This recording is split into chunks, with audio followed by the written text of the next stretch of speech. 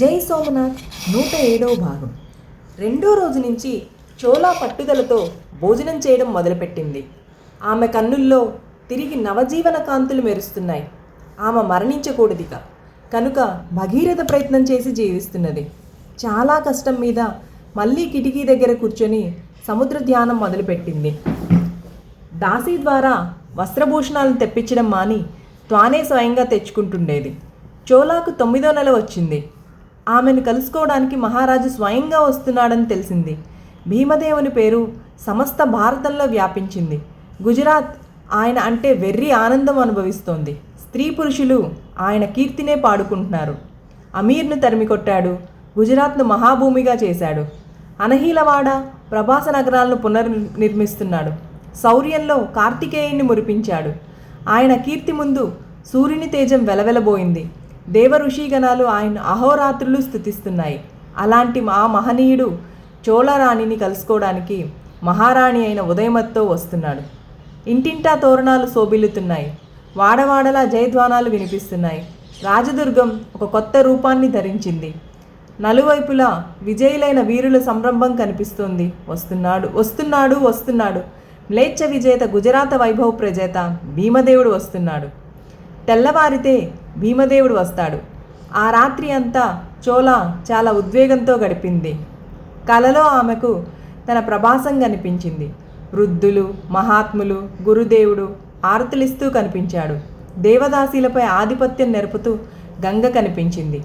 ఆ దివ్య ఏకాదశి ముహూర్తాన తాను నృత్యం చేసే దృశ్యం కూడా కనిపించింది. చోళా తిరిగి పరమేశ్వరునితో నేస్తం కలుపుకున్నది. ఆమె పరమేశ్వరునికి ప్రేమార్త అయిన బాలిక మందిరంలో కూర్చొని ఎన్ని ప్రేమ గీతాలను తాను ఆలపించింది. తపస్సు చేసింది. నందిదేవుణ్ణి తన వాణ్ణిగా చేసుకుంది. శంకరుణ్ణి వశపరుచుకున్నది.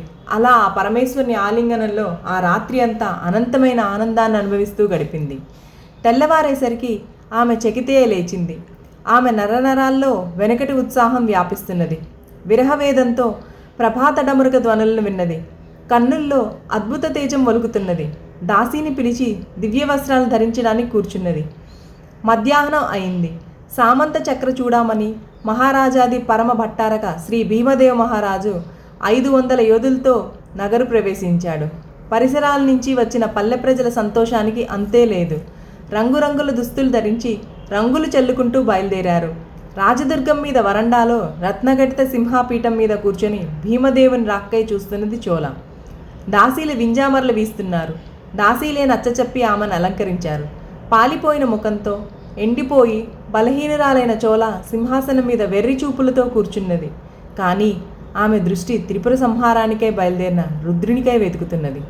రుద్రుని కన్నుల్లోని యుద్ధోత్సాహం, ఆయన కంఠంలోంచి వెలువడుతున్న గర్జనలు, ఆయన జటాజూటంలో వెలుగొందుతున్న అర్ధచంద్రుని స్నిగ్ధరేఖ, శంఖ, బేరీ ధ్వనులతో అన్నీ ఆకాశంలో ఆమె కన్నులకు కనిపించాయి. యుద్ధోత్సాహంతో బయలుదేరిన తన నాదుణ్ణి చూడాలని ఆమె హృదయం తప్పిస్తున్నది. పాలిపోయిన బుగ్గల్లో కెంపులు మెరిశాయి. గుండె వేగంగా కొట్టుకుంటున్నది. ప్రజల జయధ్వానాల మధ్య కోలాహలపు సాగరాన్ని దాటి పరమ భట్టారకులు శ్రీ భీమదేవులు రాజదుర్గంలో ప్రవేశించారు. మిలమిల మెరుస్తున్న తలపాగాలతో అశ్వికుల సమూహం కూడా లోపలికి వచ్చింది. ఒంటెల మీద పతాకులు, వేరీ మృదంగాలు వచ్చాయి.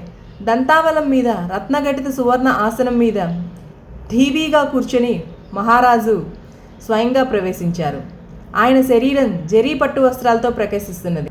మన తేజోరాశి మధ్య కూర్చున్న ఈ మహారాజుని చూచింది చోళ ఇంద్రుని వలె అతనిలో కనిపిస్తున్న నిత్య యవ్వనాన్ని చూచింది. ఆ కన్నుల్లో మెరిసే విజయ గర్వాన్ని, ముఖంలో వికసించిన రాజోచిత హాస్యాన్ని, గాలికి రెపరెపలాడుతున్న చక్కని గడ్డాన్ని చూచింది. వెంటనే ఆమె నీరస దృష్టి పక్కకు తిరిగింది. ఆమె కండ్లు భయంతో విప్పారినాయి. పెదిమెలు చెప్పలేనంత భయంతో వణకనారంభించాయి. అమ్మా అమ్మా, మహారాజు ఎంత చక్కగా శోభిల్లుతున్నారో చూడండి. ప్రత్యుత్తరంగా చోళ తన ముఖాన్ని దిండులోంచి దాక్కున్నది. వెక్కిళ్లతో ఆమె శరీరమంతా గజగల్లాడడం మొదలుపెట్టింది. అంబారీలోంచే దిగ్గానే వస్త్రాలు కూడా మార్చుకోకుండా తహతహలాడుతూ భీమదేవుడు తన ప్రియురాల్ని కలుసుకోవడానికి వచ్చాడు. దాసదాసీలు వంగి వంగి జోహార్లు అర్పించారు. చోళ, నా ప్రియ అని పిలుస్తూ చోళ కూర్చున్న చోటికి పరిగెత్తాడు. వాడి కాంతి చెడిపడి ఉన్న చోళ భయాకుల దృక్కులతో కండ్లు తెరుచుకొని తన భర్తను చూస్తూ మహారాజా అని అన్నది. అరేరే, ఏమిటి ఇలా అయిపోయావు? నీవు జబ్బుగా ఉన్నట్లు కూడా నాకు తెలియదు చోలా.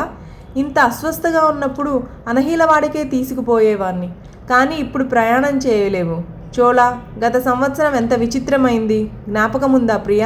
మన పెండ్లి నాడు ఎన్ని బాధలు చుట్టూ ఉండేవో. మరి ఈరోజే అమీరును కూడా ఎంత పీడించామనుకున్నావు?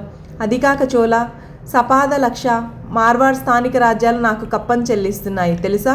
ఇక రాచనగరాలను అతి చక్కగా నిర్మిస్తా. నీకోసం చాలా చక్కని సౌధం నిర్మించారు ప్రియా, నీవు వచ్చి చూస్తావుగా. ఇంకా నగలు కూడా ఎన్ని దేశాల నుంచి తెప్పించాను. భీమదేవుడు ప్రేమ విహల్లుడై మాట్లాడుతూనే ఉన్నాడు. కానీ చోలా మట్టుకు గడ్డకట్టిన మంచు విగ్రహంలా నిస్తేజమైన చూపులతో భీమదేవుని చూస్తూ కూర్చుంది. అతడు తనకేదో ఘోరమైన బాధ కలుగు చేస్తాడనే భావం స్ఫురిస్తుంది ఆ చూపుల్లో.